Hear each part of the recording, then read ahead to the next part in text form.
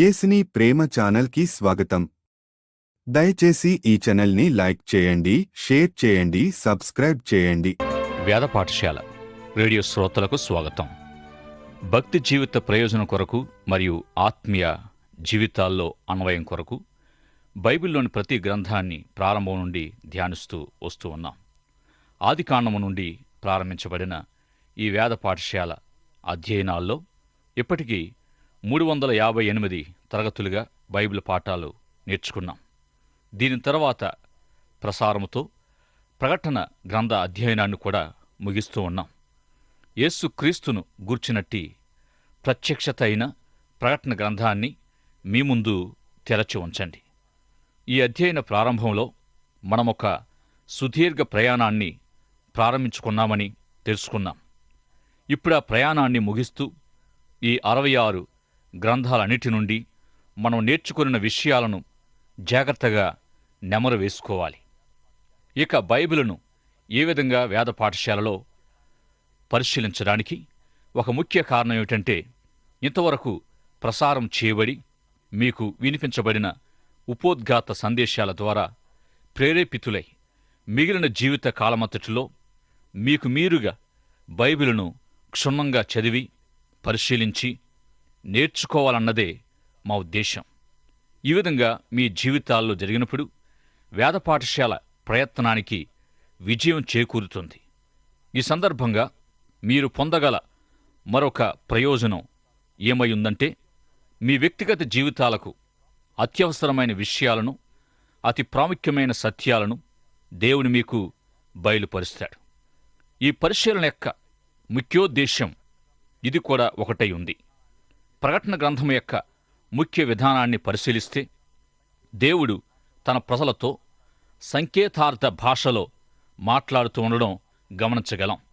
ఈ భాషను అర్థం చేసుకోవడానికి సహాయపడే మొదటి తాళపు చెవి పరిశుద్ధాత్మ దేవుడై ఉన్నాడు.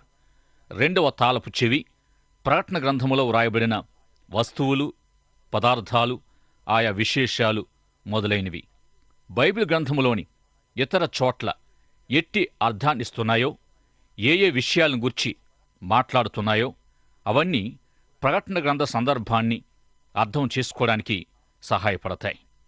ఇక మూడవ తాళపు చెవి ఈ ప్రకటన గ్రంథం ఏ విధంగా వ్యవస్థీకరించబడిందనేది ప్రాముఖ్యమై ఉంది.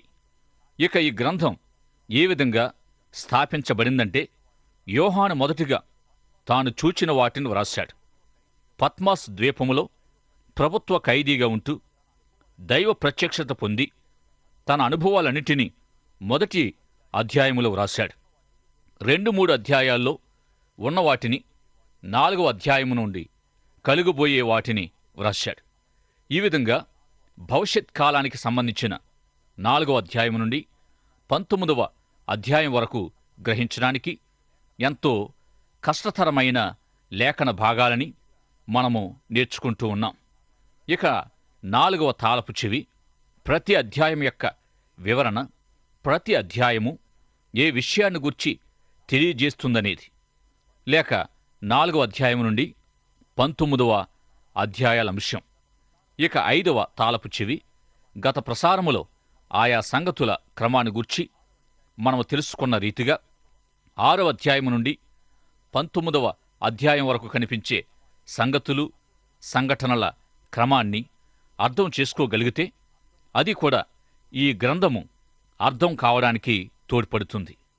ఈ సంఘటనలు ఏవి ఎప్పుడు జరుగుతాయనేది కూడా మనకు పూర్తిగా తెలియదు. కాలములను, సమయములను తండ్రి తన స్వాధీనమందు ఉంచుకొని ఉన్నాడు. వాటిని తెలుసుకొనుట మీ పని కాదు అని మరి ఒక చోట ఆదినమైన ఆ గడి అయినా ఎవరికి తెలియదని పరలోకమందున్న దూతలైన కుమారుడైన ఎరుగరని ప్రభువారు చెప్పారు. గనుక ఎప్పుడు ఏది ఎలా జరుగుతుందనేది మనం ఊహించలేం. ఈ విధంగా దూతలు, కుమారుడు ఎవరు ఎరుగని తండ్రికి మాత్రమే తెలుసనిన ఈ విషయాలు నీవు నేను ఎలా తెలుసుకోగలం? మనం మరెంతో విధేయత కలిగిన వారమైనను ఈ విషయాల్ని గ్రహించలేమని అంగీకరించాలి. అపోస్తుల కార్యాలు 1వ అధ్యాయములో వ్రాయబడిన ప్రకారం తండ్రి అయిన దేవుడు మాత్రమే ఎరిగిన ఈ విషయాలను మనము తెలుసుకోవాలని అనుకోవడానికి సాహసించకూడదు. అయితే ఇవి తప్పక రానున్న కాలములో సంభవించగల సంఘటనలు అయ్యున్నాయి. వీటన్నిటిలో మొదటిగా జరిగేది సంఘము ఎత్తబడుట అయ్యుంది. సంఘము మధ్యాకాశానికి ఎత్తబడిన తర్వాత 7 సంవత్సరాల శ్రమల కాలం ప్రారంభమవుతుంది. అనేకులు విశ్వసిస్తూ ఉన్నట్టుగా ఈ శ్రమల కాలము తీరిన తరువాత 1000 ఏండ్ల క్రీస్తు పరిపాలన మొదలవుతుంది. కొందరు ఈ విధంగా, కొందరు ఆ విధంగా 1000 సంవత్సరాల పరిపాలన గూర్చి ఆయా అభిప్రాయాలను కలిగి ఉన్నారు. 1000 ఏండ్ల పరిపాలన అక్షరాల సంభవిస్తుందని కొందరంటే, కాదని కొందరు నమ్ముతారు. అయితే ఎల్లవేళల ప్రభు పరిపాలనను, దేవుని అధికారాన్ని స్వీకరించగలిగిన స్థితి శ్రేష్టమైనది. ఇక దీనిని చదువువారును గైకొనువారును ధన్యులు అనిన వాగ్దాన ప్రకారం ఈ విషయాలను అర్థం చేసుకోగలగడం కంటే ఈ గ్రంథములో కనిపించే ఆయా దైవత్వాన్ని మనం ఆరాధించాలి. క్రొత్త నిబంధన యొక్క ఇతర పత్రికల్లో వలనే ప్రకటన గ్రంథం భక్తి రసమైనట్టి, అన్వయాత్మకమైనట్టి మరియు బహు సరళమైన సహజమైన అర్థాన్ని, అన్వయాన్ని కలిగి ఉంది. ఈ గ్రంథాన్ని అర్థం చేసుకోవడంతో పాటు ఈ సత్యాలకు లోబడడం, విధేయత చూపడం ఎంతో ప్రాముఖ్యమయ్యుంది. గనుక ఈ గ్రంథాన్ని చదువుతూ ఇందలి అన్వయాన్ని అనుదిన జీవితాల్లో స్వీకరించి గైకొనాలి. అధిక భాగం మనము అర్థం చేసుకోలేనిదిగా ఉన్న ఈ గ్రంథం క్రొత్త నిబంధనకు ఏకైక ప్రవచన గ్రంథమయ్యుంది. ఇక ఈ చివరి గ్రంథాన్ని పరిశీలించడములోని మీ ఉద్దేశం ఏమయుంది? బైబిల్లో ప్రావీణ్యం పొందడమా? మంచితే కాని ఈ గ్రంథములోని సూచనలు, సాదృశ్యాలు ఏమయ్యున్నాయి, ఏమి చెబుతున్నాయో అనేది మనము ప్రాముఖ్యంగా తెలుసుకోవాలి. 19వ అధ్యాయం 10వ వచనం మరియు 22వ అధ్యాయం 8, 9 వచనాల్లో యోహానుకు దూత వీటన్నిటిని వివరించడం ఎంతో హర్షణీయం, ఎంతో గొప్ప భాగ్యమయుంది. ఈ కారణంగా యోహాను దూత కాళ్లపై పడబోయాడు.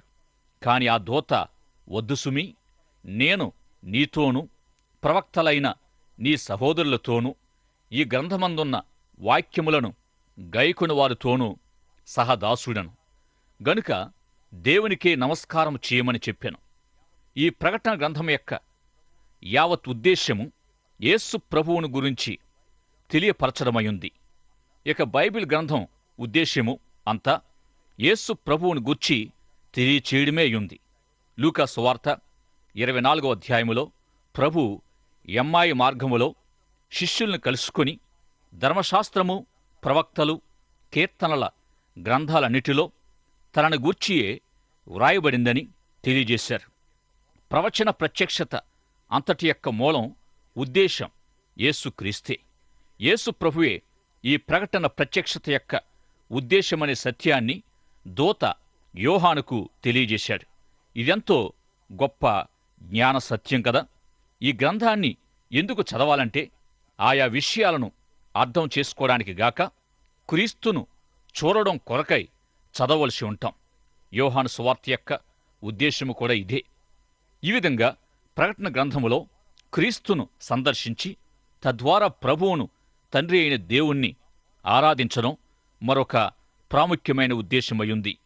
దీని యొక్క అద్భుతమైన శైలిని గమనించడం కంటే దేవుణ్ణి ఆరాధించడం మరొక ప్రాముఖ్యమైన విషయమయ్యుంది.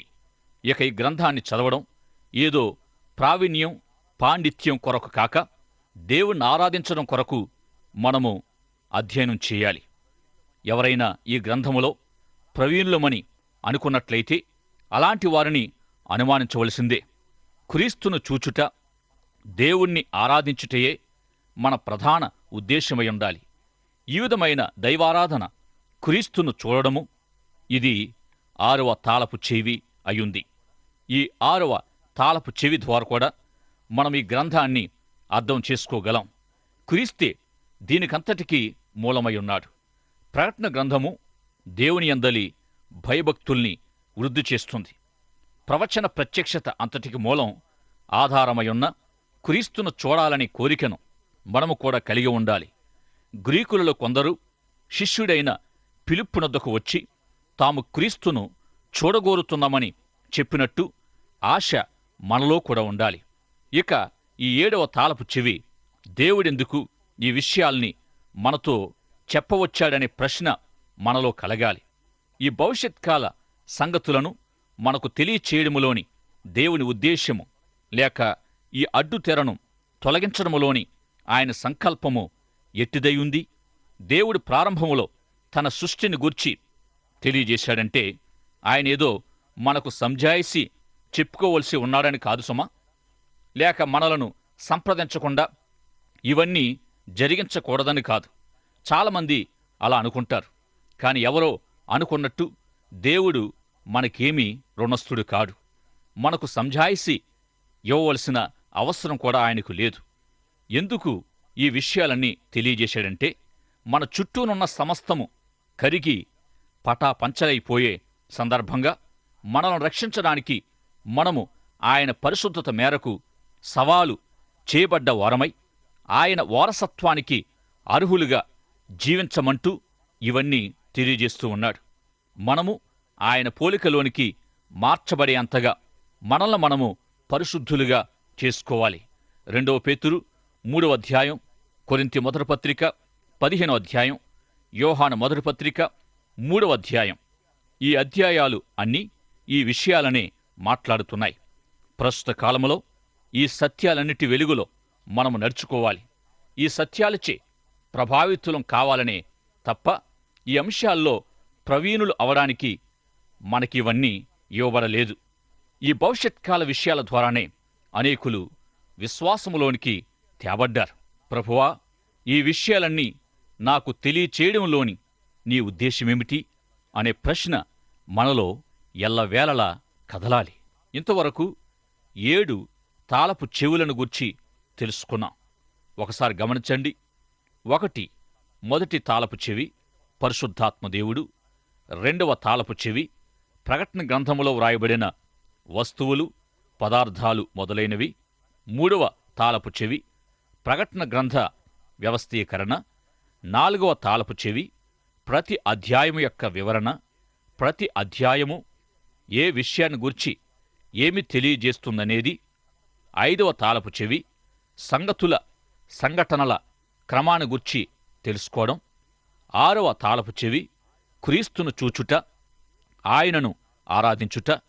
7వ తాళపు చెవి దేవుడు ఇవి ఎందుకు చెప్పాడు అనే ప్రశ్న మనలో కలగాలి. ఇక 8వ తాళపు చెవి భవిష్యత్ కాలాన్ని తెలియజేసే ఈ గ్రంథాన్ని గూర్చి తెలుసుకోవాలనే ఆశ ఈ 8వ తాళపు చెవి అయుంది. ఇట్టి ఆశతోనే జరగబోవు సంగతులను గూర్చి, తెర వెనుక ఉన్న సంగతులను గూర్చి మనం తెలుసుకోగలం. ఈ విధంగా సమాధికి అవతల అంటే ప్రస్తుత జీవితం తర్వాత ఏమున్నాయో ఆయా విషయాలను లేఖనాలు ఏమి తెలియజేస్తున్నాయి గ్రహించాలి. ఈ విషయాలన్నీ ప్రకటన గ్రంథములో సాదృశ్యాలు, సూచనల సంకేతార్థ భాషలో తెలియజేస్తూ ఉన్నాయి. పరలోకాన్ని గూర్చి వర్ణిస్తూ ఉన్నప్పుడు ముత్యాల గుమ్మాలు, బంగారు వీధులు మొదలైన అందమైన ఖరీదైన పదార్థాలు, వస్తువులు ఉపయోగించబడ్డాయి. నరకం యొక్క వర్ణనలో అగ్ని గంధకాలు, అడుగులేని అగాధం, వెలుపటి చీకటి, కఠిన శిక్ష మొదలైనవి వాడబడ్డాయి. కాని అసలు ఆ విషయాలు ఎలా ఉంటాయో ఇంకా మనకు తెలియదు. ఒక బిడ్డ గర్భంలో ఉండగా, అంటే ఇంకా జన్మించకముందు ఈ లోకాన్ని గూర్చి కడుపులోని ఆ పిల్లవాడికి ఏమైనా చెప్పగలమా?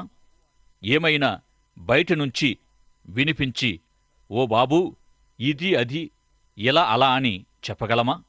అలాగే ప్రస్తుతం మనము రానున్న సంగతులను తెలుసుకోలేము గనుకనే భవిష్యత్ సంగతులను అన్నిటినీ అలంకార భాషలో వ్రాయించాడు దేవుడు.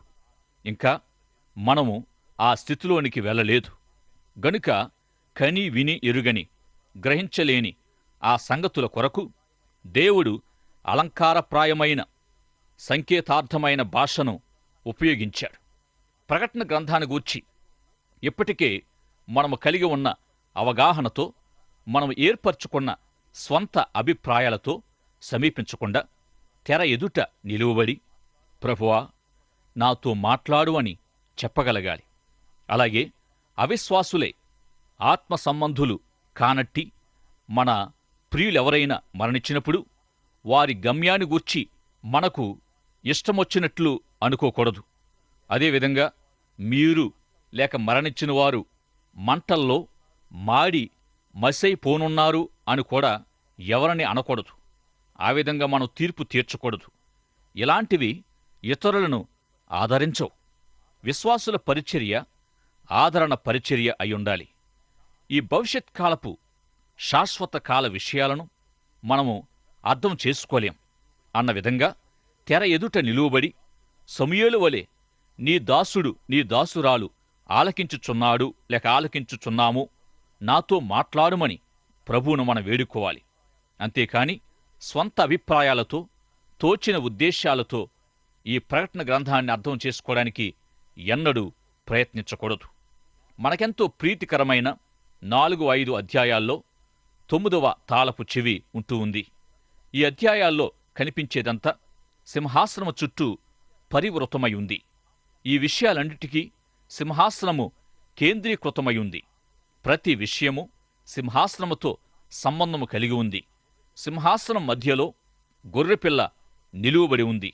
సింహాసనము చుట్టూ 24 చిన్న సింహాసనాలు వేయబడ్డాయి. సింహాసనము నుండి ఉరుములు, మెరుపులు, బయలు వెడలుతున్నవి.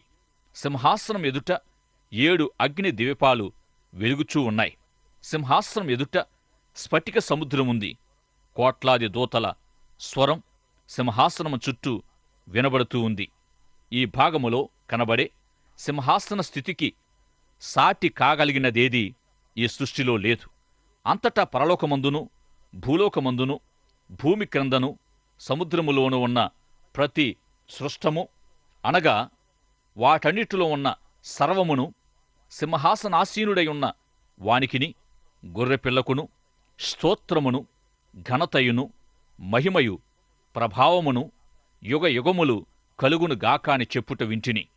సమస్తము దేవుణ్ణి స్తుతిస్తూ ఆరాధిస్తూ ఉన్నప్పటికీ సింహాసనము చుట్టూ స్థానము ఇవ్వబడలేదు. ఫిలిప్పీ పత్రిక 2వ అధ్యాయములో పౌలు ప్రతి మోకాలు యేసు నామములో వంగుతాయి, ప్రతి నాలుక ఆయన నామాన్ని ఒప్పుకుంటుందని చెప్పిన విషయాన్ని అనేకులు ప్రకటన గ్రంథములోని ఈ వాక్యముతో సరిచూసి ప్రతి ఒక్కరూ చివరలో ప్రభువును అంగీకరించేటట్టు బలవంతం చేయబడి రక్షించబడతారు అనే వివరణ ఇస్తూ ఉంటారు. దీనిని సర్వముక్తివాదము అంటారు, లేక సర్వ విముక్తివాదము అని అంటూ ఉంటారు. సృష్టిలోని ప్రతిదానికి సింహాసనము చుట్టూ చోటు ఇవ్వడం లేదు. సింహాసనము చుట్టూనున్న వారంతా క్రొత్త గీతము పాడుతూ ఉన్నారు. ఈ విధంగా మనకెంతో ఇష్టమైన సంగీతం యొక్క ఉద్దేశాన్ని, ప్రయోజనాన్ని మన అధ్యయన ప్రారంభంలో ధ్యానించాం. ఇశ్రాయేలీయులు ఎర్ర సముద్రాన్ని దాటినప్పుడు వారి ఆశ్చర్యము, ఆనందము హద్దులు దాటాయి. దేవుని స్తుతించడానికి వారికి మాటలు చాలక సంగీతమే ఏకైక మార్గంగా దేవుని స్తుతించారు. ఈ విధంగా ప్రస్తుత జీవితము, తరువాతి జీవితము, పరలోకము లేక నరకము అనే 2 గమ్యాలు మాత్రమే మనకు నిర్దేశించబడ్డాయి. ఏదో ఒకటి మనము కోరుకొన్నది మనకు దొరుకుతుంది. అయితే నరకములో నుండి కూడా పాపులు ప్రభువును నమస్కరిస్తారు. ఇదెంతో వేదనకరం. గనుక నీవెక్కడ ఉన్నావు? ప్రస్తుతం నీవు ఎక్కడ ఉన్నావో చూసుకో. ప్రస్తుతం నీవు ఎక్కడ ఉన్నావో రేపు కూడా అక్కడే ఉండి తీరాలి. గనుక ఇప్పుడే నీవు త్వరపడి నీ గమ్యాన్ని మార్చుకోవాలి. ప్రభు నిన్ను ప్రేమిస్తూ ఉన్నాడు. లాజరు ధనవంతుని ఉపమానము మనకు ఒక గొప్ప నమూనా. పరిశుద్ధులు పాపుల భవిష్యత్తును ఈ ఉపమానము ఎంతో స్పష్టంగా తెలియజేస్తుంది. 10వ తాళపు చెవి ఏదైనా ఒక విషయాన్ని విని తెలుసుకోవడం కంటే ఒక చిత్రంగా చూడడం ద్వారా లేక చదవడం ద్వారా త్వరగా తెలుసుకోవచ్చు. ప్రకటన గ్రంథం 4, 5, 19, 20 అధ్యాయాల్లో పరలోక విషయాలు, 6, 8, 9, 16, 19, 20 అధ్యాయాల్లో భూలోక విషయాలు వ్రాయబడ్డాయి.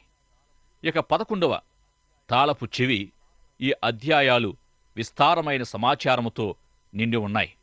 వీటిలో జరగబోయే వాటి వివరం ఎంతో విస్తారంగా వ్రాయబడి ఉంది గనుక క్షుణ్ణంగా చదివి గ్రహించండి. 12వ తాళపు చెవి బైబిల్ అంతటిని గూర్చి చెప్పబడినట్టే ప్రకటన గ్రంథానికి ప్రభువే ముఖ్యాంశమై ఉన్నాడు. యోహాను సువార్తలో లేఖనాలను పరిశోధించండి, అవే నన్ను గూర్చి సాక్ష్యమిస్తున్నాయని ప్రభువారు చెప్పారు. శ్రమపడిన రక్షకుణ్ణి సువార్తలు చూపిస్తూ ఉన్నాయి. పత్రికలు సంఘానికి శిరస్సైన రక్షకుణ్ణి చూపిస్తున్నాయి. ప్రకటన గ్రంథమైతే రాజుల రాజు ప్రభువుల ప్రభు అయిన రక్షకుణ్ణి చూపిస్తున్నాయి. ప్రకటన గ్రంథములోని ప్రభువుకు ఎవరు ముళ్ళ కిరీటం గ్రొచ్చలేరు, ఆయన గడ్డాన్ని పెరికి వెయ్యలేరు. ఎందుకంటే నిశ్చయంగా ఆయన రాజుల రాజు ప్రభువుల ప్రభువై ఉన్నాడు. ఇక 13వ తాళపు చెవి త్వరలో సంభవింపనున్న విషయాలను తాను చూస్తాడనే ప్రత్యక్షతను యోహాను ముందుగానే పొంది ఉన్నాడు. ఒకసారి సొలొమోను వ్రాసిన పారమార్థిక విషయాలను తెలియజేసే ప్రసంగి గ్రంథములో సామాజిక అన్వయాన్ని బట్టి తీర్పు జరుగుననే విషయం వ్రాయబడింది. లోకములో ఎంతో క్రూరత్వం, హింస, అన్యాయము, అక్రమము రాజ్యమేలాయి. వీటిని కారణభూతులైన వారందరికీ తప్పక తీర్పు జరుగుతుంది. 14వ తాళం చెవి ఈ గ్రంథము చదివి విని లోబడేవారే ధన్యులనే వాగ్దానం ఇవ్వబడింది. అయితే అర్థం కాకుండా ఇట్టి వాగ్దానాన్ని మనమెన్నడూ స్వతంత్రించుకోలేం గనుక ఈ తాళపు చెవులన్నిటి ద్వారా తెలుసుకోండి. ఇక 15వ తాళపు చెవి ఈ గ్రంథములోని విషయాలన్నీ బైబిల్లోని ఇతర చోట్ల వ్రాయబడిన అంత్యకాల సంగతులను గురించి చెప్పబడింది. ఆదికాండం మొదలు ప్రకటన గ్రంథం వరకు ఒక్కొక్క పుస్తకంగా ధ్యానిస్తూ వస్తున్నాం. యేసుక్రీస్తును గూర్చినట్టి ప్రత్యక్షత అయిన ప్రకటన గ్రంథ ధ్యానాలు ఈ ప్రసారముతో పూర్తి అవుతున్నాయి. ఇక ప్రారంభం నుండి నేటి వరకు ఈ అధ్యయనాలలో పాలు పొందిన మీకు నా హృదయపూర్వక కృతజ్ఞతలు తెలియజేస్తూ, ఈ కార్యక్రమాలు ప్రారంభం నుండి ఇప్పటి వరకు మీలో ఎట్టి మార్పును కలిగించాయో, ఏ విధంగా మీకు సహాయపడ్డాయో, మీ ఆత్మీయ జీవితంలో ఏ విధంగా పనిచేశాయో తెలియజేస్తూ, దయచేసి ఒక ఉత్తరం వ్రాయవలసిందిగా ఎంతో ప్రేమతో మీకు మనవి చేస్తూ ఉన్నాం. మీ నుండి ఇట్టి ప్రోత్సాహము మాకు అవసరమయ్యుంది. తెలియచేయడం మరచిపోకండి. మీరెన్ని తరగతులకు హాజరయ్యారు అనే దానికంటే మీరు వినినంతవరకైనా అర్థం చేసుకొని గ్రహించి అనుసరించడం చాలా శ్రేష్టం, చాలా మంచిది. ఇంతవరకు మనం ధ్యానించిన విషయాలన్నీ ఉపోద్ఘాతం మాత్రమే గనుక నేర్చుకోవలసినది ఎంతో ఉంటూ ఉంది. ఈ వేద పాఠశాల మూలముగా ప్రేరేపితులై బైబిల్ గ్రంథాన్ని క్షుణ్ణంగా లోతుగా పఠించి నేర్చుకోమని మిమ్మలను ప్రోత్సహిస్తూ ఉన్నాం. దేవుని వాక్యము మీలోనికి, మీరు దేవుని వాక్యములోనికి రావాలన్నదే ఈ వేద పాఠశాల రేడియో ప్రసారాల ఉద్దేశ్యమయుంది. ఈ విధంగా జరిగినప్పుడు అనేకులు దేవుని యందలి విశ్వాసములోనికి వస్తారు. విశ్వాసులనేకులు దేవుని చిత్తానుసారమైన విధానములో తమ జీవితాలను అమర్చుకొని దేవుణ్ణి సేవిస్తారు. ఈ విధంగా రక్షణ పొందడం మరియు దేవుని చిత్తానుసారమైన మార్గాల్లోనికి రావడం వంటి అనుభవాల్లోనికి మీరు వచ్చినట్లయితే మాకు వెంటనే తెలియపరచండి. దైవాశీస్సులు. ఆమెన్. దయచేసి ఈ ఛానల్ని లైక్ చేయండి, షేర్ చేయండి, సబ్స్క్రైబ్ చేయండి.